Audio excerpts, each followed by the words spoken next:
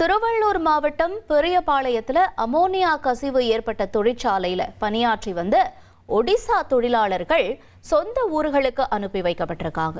திருவள்ளூர் மாவட்டம் பெரியபாளையம் அடுத்த கன்னிகை பேர்ல இருக்கக்கூடிய தனியார் இறால் பதப்படுத்தும் தொழிற்சாலையில் கடந்த 21ஆம் தேதி அன்னைக்கு அமோனியா வாயு கசிஞ்சு 83 தொழிலாளர்கள் பாதிக்கப்பட்டாங்க.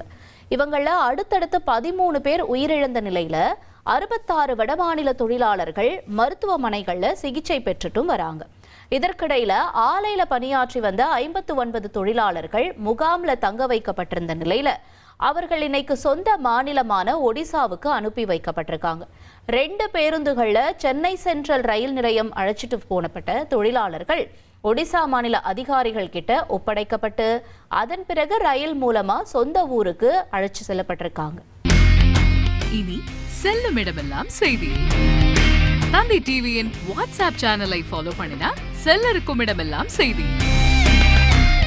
இதோ QR கோட் இப்பவே ஸ்கேன் பண்ணுங்க, ஃபாலோ பண்ணுங்க.